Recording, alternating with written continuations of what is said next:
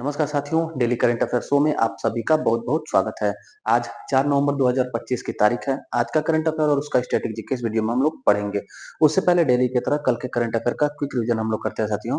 पहला प्रश्न कल आपसे पूछा गया था, अक्टूबर 2025 में वस्तु एवं सेवा कर जीएसटी संग्रह कितना हुआ? उत्तर था ए 1.96 लाख करोड़ रुपए जीएसटी कलेक्शन अक्टूबर माह में हुआ है हमारे देश में।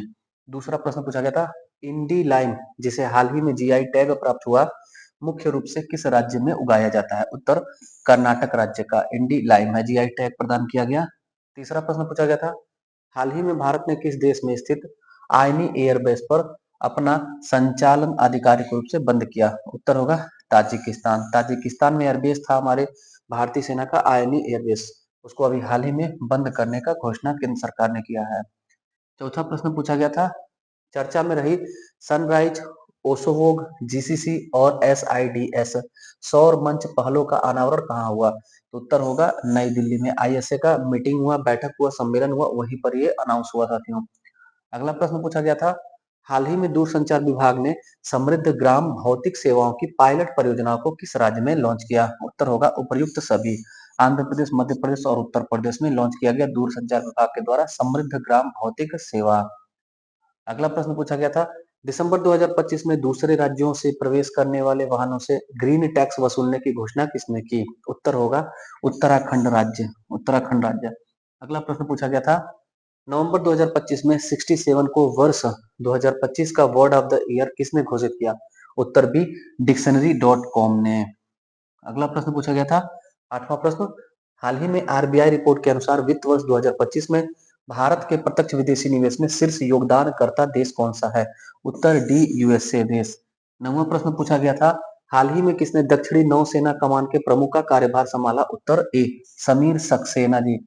10वां प्रश्न पूछा गया था, हाल ही में 3 दिवसीय हिंद प्रशांत क्षेत्रीय संवाद 2025 का कहां पर संपन्न हुआ, आयोजन हुआ है साथियों? 3 दिवसीय हिंद प्रशांत क्षेत्रीय संवाद हुआ है सी नई दिल्ली में। 11वां प्रश्न पूछा गया था, शिक्षा मंत्रालय ने किस कक्षा से आगे सभी विद्यालयों में एआई पाठ्यक्रम शुरू करने का निर्णय लिया? उत्तर होगा कक्षा 3 से ऊपर। कक्षा 3 से ऊपर सभी कक्षाओं के लिए शिक्षा मंत्रालय ने निर्णय लिया कि एआई सिलेबस में शामिल किया जाएगा। 12वां प्रश्न पूछा गया था, हाल ही में दीपक मित्तल ने किस देश में भारतीय राजदूत का पदभार ग्रहण किया? उत्तर होगा संयुक्त अरब अमीरात यूएई में हमारे देश के राजदूत नियुक्त हुए दीपक मित्तल जी। ये था साथियों कल के करंट अफेयर का क्विक रिवीजन। अब पढ़ते हैं आज का करंट अफेयर। आज के करंट अफेयर में पहला प्रश्न है, यूनेस्को की creative city of gastronomy. UNESCO की क्रिएटिव सिटी ऑफ गैस्ट्रोनॉमी, इसमें कौन सा शहर अभी हाल ही में शामिल हुआ? उत्तर होगा सी लखनऊ। हमारे उत्तर प्रदेश की राजधानी लखनऊ, नवाबों का शहर लखनऊ, इसको creative city of gastronomy, creative city of gastronomy declare किया गया यूनेस्को के द्वारा। डिटेल देखिएगा, रोटी देख करके आप हो सकता है समझ जाएं कि गैस्ट्रोनॉमी मतलब होता है खान पान वाला शहर साथियों, खान पान वाला शहर। लखनऊ को सिटी ऑफ गैस्ट्रोनॉमी अर्थात खान पान की नगरी का दर्जा दिया गया यूनेस्को के द्वारा। यूनेस्को के 43वें सम्मेलन जो समरकंद उज्बेकिस्तान में हुआ, यहीं पर इसकी घोषणा की गई। यानी यूनेस्को का 43 जो सम्मेलन हुआ कहाँ? उज्बेकिस्तान में। उज्बेकिस्तान में कहाँ? समरकंद में। भारत में हमारे अब तक 9 शहर को ऐसा शामिल कर दिया गया है। मतलब क्रिएटिव सिटीज में हमारे भारत के कितने शहर यूनेस्को में शामिल हैं? तो 9 शहर शामिल हो गए लखनऊ को लेकर के। कौन और है? डिटेल देखिएगा। जयपुर पहला हस्तकला के क्षेत्र में, चेन्नई चेन्नई तीसरा साथियों, दूसरा वाराणसी संगीत के क्षेत्र में, तीसरा चेन्नई संगीत के क्षेत्र में, चौथा मुंबई फिल्म क्षेत्र में, पांचवा हैदराबाद गैस्ट्रोनॉमी में, और छठा श्रीनगर हस्तकला में, सातवां ग्वालियर संगीत में, और आठवां कोझिकोड साहित्य में, और अभी नौवां हम लोग पढ़ रहे हैं लखनऊ गैस्ट्रोनॉमी यानी खान पान के क्षेत्र में। ये मोस्ट इंपॉर्टेंट है साथियों सिलेबस। ये जब जब शामिल हुआ है तब तब हम लोग के परीक्षाओं में, भिन्न भिन्न परीक्षाओं, पीसीएस या वनडे के परीक्षाओं में देखने को मिला था। तो इसको आप एकदम 5 स्टार समझिए। लखनऊ को सिटी ऑफ गैस्ट्रोनॉमी डिक्लेयर किया गया यूनेस्को के द्वारा। यूनेस्को के 43 जो कॉन्फ्रेंस हुआ है, सम्मेलन हुआ समरकंद उज्बेकिस्तान में, वहीं पर इसको डिक्लेयर किया गया। दूसरा प्रश्न पूछा गया है, 4 चूहों के साथ सबसे युवा एस्ट्रोनॉट को अंतरिक्ष मिशन पर किस देश ने भेजने की घोषणा की? उत्तर होगा चीन। चीन देश ने अनाउंस किया कि 4 चूहों को और एक युवा एस्ट्रोनॉट और कुछ और भी एस्ट्रोनॉट है साथियों, उनको चीन भेजेगा कहां पर? अंतरिक्ष में। अंतरिक्ष मिशन के लिए युवा एस्ट्रोनॉट और 4 चूहों को एक साथ भेजेगा चाइना, चीन। डिटेल देखिएगा। नाम है इनका वू फेई। वू फेई 32 वर्ष के हैं, सबसे युवा अंतरिक्ष यात्री हो जाएंगे, चाइना के भी और दुनिया के भी। मिशन का क्या नाम है? सेनझोउ मिशन। सेनझोउ 21 मिशन किसका है? चीन का अंतरिक्ष मिशन है। 4 चूहा और सबसे युवा अंतरिक्ष यात्री, दोनों बात याद रखिएगा। प्रक्षेपण स्थान क्या होगा? तो जीव क्वान जगह है गोबी मरुस्थल में। जीव क्वान गोबी मरुस्थल में है। अच्छा, गोबी मरुस्थल कहाँ है? तो चीन और मंगोलिया दोनों देशों में विस्तारित है गोबी मरुस्थल। चीन और मंगोलिया। मंगोलिया की राजधानी उलान बटोर। गोबी मरुस्थल की खासियत क्या है? एशिया का सबसे बड़ा मरुस्थल है। एशिया का सबसे बड़ा मरुस्थल गोबी मरुस्थल। तीसरा प्रश्न पूछा गया, देश का वित्तीय सलाहकार रक्षा सेवा का कार्यभार संभाला। उत्तर होगा साथियों राजकुमार अरोड़ा जी। राजकुमार अरोड़ा जी को हमारे देश का वित्तीय सलाहकार रक्षा सेवा का कार्यभार दिया गया। और भी नियुक्तियां हुई हैं, सबको डिटेल देखिएगा। राजकुमार अरोड़ा जी वित्तीय सलाहकार नियुक्त हुए और दीपक मित्तल जी यूएई में राजदूत। सूर्यकांत जी, ये जस्टिस सूर्यकांत है, 53वें सीजेआई हमारे देश के राष्ट्रपति ने इनको नियुक्त कर दिया, लेकिन अभी 27 नवंबर के बाद ये कार्यभार ग्रहण करेंगे साथियों। अनंत गोयनका जी को अभी हाल ही में फिक्की का अध्यक्ष बनाया गया। यहाँ जो ऑप्शन आपको दिया गया था, दीपक मित्तल यूएई के राजदूत, जस्टिस सूर्यकांत ये 53वें हमारे चीफ जस्टिस, और अनंत गोयनका साहब फिक्की के अध्यक्ष, फिक्की के चेयरमैन। अन्य नियुक्तियां जो इनके साथ हुई हैं राजकुमार अरोड़ा जी के साथ, उसको याद रखिएगा। रक्षा महालेखा नियंत्रक नियुक्त किया गया विश्वजीत सहाय को। रक्षा महालेखा नियंत्रक विश्वजीत सहाय को। और 40वां नौसेना का चीफ ऑफ मटेरियल नियुक्त किया गया बी राजकुमार को। 40वें क्रम का नौसेना का चीफ ऑफ मटेरियल नियुक्त किया गया बी राजकुमार जी को। और डीआरडीओ जो संस्था है उसमें रक्षा अनुसंधान और विकास प्रयोगशाला का निदेशक यानी डायरेक्टर अंकाथी राजू को नियुक्त किया गया। ये सारी नियुक्तियां हैं, याद रखिएगा। चौथा प्रश्न पूछा गया है, केंद्रीय समुद्री मत्स्य अनुसंधान कहाँ स्थित है? उत्तर होगा ए कोच्चि में। कोच्चि में केंद्रीय समुद्री मत्स्य अनुसंधान संस्थान स्थित है। चर्चा में क्यों रहा, क्यों स्ट्रेटेजी का प्रश्न बना है? तो देखिएगा, केंद्रीय समुद्री मत्स्य अनुसंधान संस्थान कोच्चि ने पहली पहली डिजिटल समुद्री मत्स्य पालन जनगणना शुरू की। किसने भारत की पहले डिजिटल समुद्री मत्स्य पालन जनगणना शुरू की? तो केंद्रीय समुद्री मत्स्य अनुसंधान संस्थान कोच्चि ने पहली बार किया है डिजिटल, तो याद रखिएगा, इंपॉर्टेंट हो जाता है। हमारे देश के मत्स्य पालन पशुपालन डेयरी मंत्री कौन है? राजीव रंजन सिंह उर्फ लल्लन सिंह है। सर्वाधिक मत्स्य उत्पादन कौन सा देश करता है? राज्य करता है और देश करता है। तो राज्य अगर पूछा जाए तो आंध्र प्रदेश। सर्वाधिक मत्स्य उत्पादन हमारे भारत में आंध्र प्रदेश करता है। और विश्व में सर्वाधिक मत्स्य उत्पादन तो चीन करता है। मत्स्य से संबंधित 3 फैक्ट और याद रख लेना आपको। मत्स्य अध्ययन क्या कहलाता है? इक्थोलॉजी कहलाता है। मत्स्य अध्ययन, मछलियों का अध्ययन इक्थोलॉजी। और मछली पालन पीसी कल्चर कहलाता है। मछली पालन पीसी कल्चर। और पूछा जाए नीली क्रांति क्या होता है, तो मत्स्य उत्पादन को बढ़ावा देने के लिए ब्लू रिवोल्यूशन यानी नीली क्रांति चलाया गया था। पांचवा प्रश्न पूछा गया, पीएम मोदी ने किस राज्य के विधानसभा का उद्घाटन किया? उत्तर होगा छत्तीसगढ़। छत्तीसगढ़ राज्य के स्थापना दिवस के अवसर पर, छत्तीसगढ़ राज्य के स्थापना अवसर पर अभी हाल ही में छत्तीसगढ़ में विधानसभा का उद्घाटन मोदी ने किया। देखिए, 1 नवंबर सन 2000 को मध्य प्रदेश से अलग होकर के छत्तीसगढ़ राज्य बना।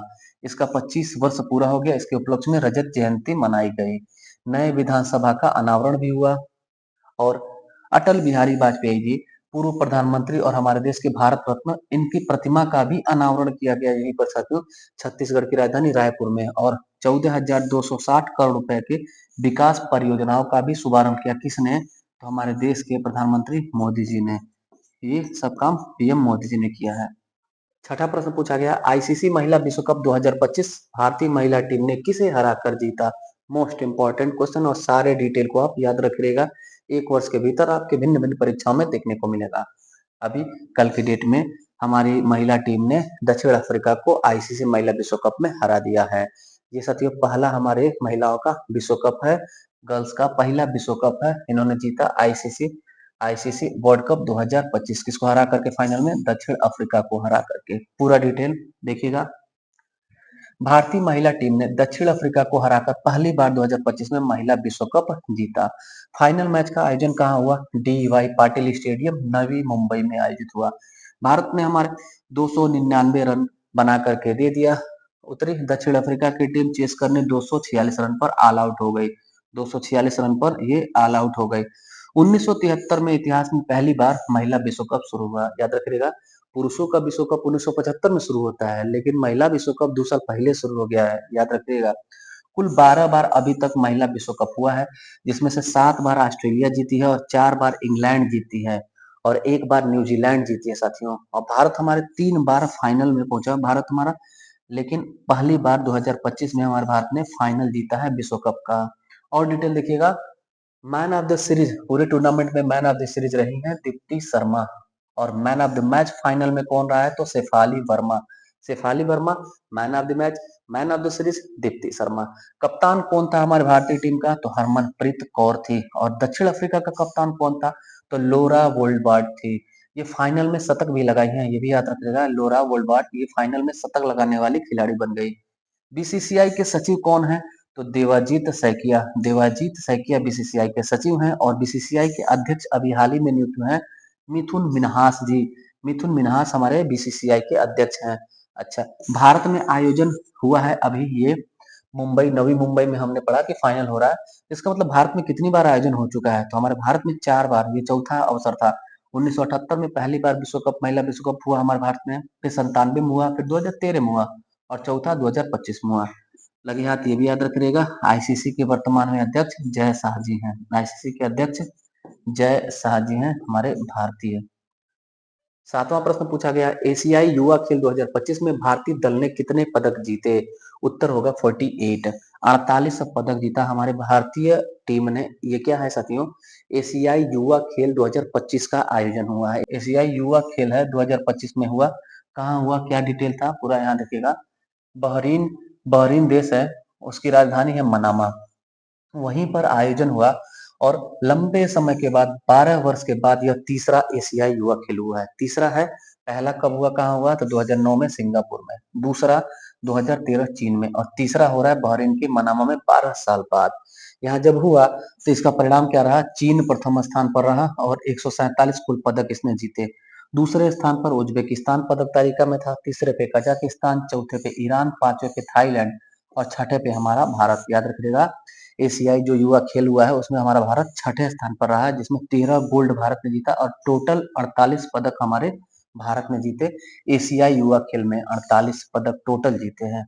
आठवां प्रश्न पूछा गया है, भारत के 90वें शतरंज ग्रैंड मास्टर बने। उत्तर होगा सी, इलम पर्थी ए आर। नाम याद रखिएगा, आज का क्वेश्चन साथियों बहुत महत्वपूर्ण है सारा। भारत के 90वें ग्रैंड मास्टर बन गए, शतरंज ग्रैंड मास्टर बन गए। तस्वीर सामने है, इलम पर्थी ए आर। 90वें ये है साथियों, तो याद रखिएगा, ये 88 और ये 89 और ये 90, तीनों आप क्रम से याद रखिएगा। दिव्या देशमुख 88वें क्रम की, रोहित कृष्णा 89वें क्रम के ग्रैंड मास्टर है और 90वें क्रम के इलम पर्थी। अगर पूछा जाए प्रथम ग्रैंड मास्टर तो विश्वनाथन आनंद जी। और इन्हीं को 1991 में राजीव गांधी खेल रत्न पुरस्कार प्रदान किया गया। राजीव गांधी खेल रत्न पुरस्कार प्राप्त करता प्रथम खिलाड़ी तो विश्वनाथन आनंद जी। कब मिला था, 1991 में शुरू हुआ और पहली बार विश्वनाथन आनंद जी को मिला राजीव गांधी खेल रत्न पुरस्कार। ये हमारे भारत का खेल जगत का सबसे बड़ा पुरस्कार है। भारत का खेल जगत का सबसे बड़ा पुरस्कार राजीव गांधी खेल रत्न पुरस्कार 1991 में पहली बार विश्वनाथन आनंद जी को मिला, जो हमारे भारत के पहले ग्रैंड मास्टर है और ये 90वें क्रम के ग्रैंड मास्टर है। यहाँ एक बात और, राजीव गांधी खेल रत्न पुरस्कार इसका नाम बदल के कर दिया गया मेजर ध्यानचंद खेल रत्न पुरस्कार। मेजर ध्यानचंद के नाम पर, मेजर ध्यानचंद के नाम पर राजीव गांधी खेल रत्न पुरस्कार यानी हमारे भारत का सबसे बड़ा खेल पुरस्कार का नाम कर दिया गया। इलमपर्थी ए आर साथियों, इलमपर्थी तमिलनाडु के 16 वर्षीय खिलाड़ी है, मात्र इनका 16 वर्ष उम्र है।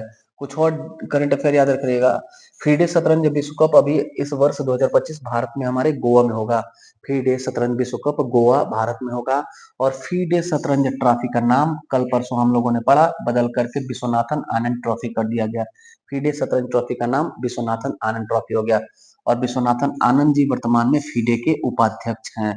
और माइंड मास्टर नाम से आत्मकथा ऑटोबायोग्राफी किसकी है, तो विश्वनाथन आनंद जी की पुस्तक और आत्मकथा किसकी है, विश्वनाथन आनंद जी की माइंड मास्टर। नौवां और अंतिम प्रश्न पूछा गया है, क्रिप्टो करेंसी को संपत्ति के रूप में मान्यता देने वाला देश का पहला न्यायालय बना। उत्तर ए मद्रास। मद्रास हाई कोर्ट में एक केस था साथियों, उसी केस में ये डिसीजन आया है, मद्रास हाईकोर्ट ने कहा है क्रिप्टो करेंसी संपत्ति है और इसको इनकम टैक्स में शो करना नागरिक का कर्तव्य है। मद्रास हाईकोर्ट ने ऐसा कहा। क्या था? मद्रास उच्च न्यायालय ने रितु कुमारी केस में न्यायाधीश थे आनंद वेंकटेश जी। इन्होंने डिसीजन दिया कि आईटी एक्ट जो है, जो हमारा इनकम टैक्स एक्ट है, यह साथियों हाल ही में परिवर्तित होगा, विधेयक पारित हो गया है हमारे देश में। आयकर अधिनियम 2025 में नया आएगा।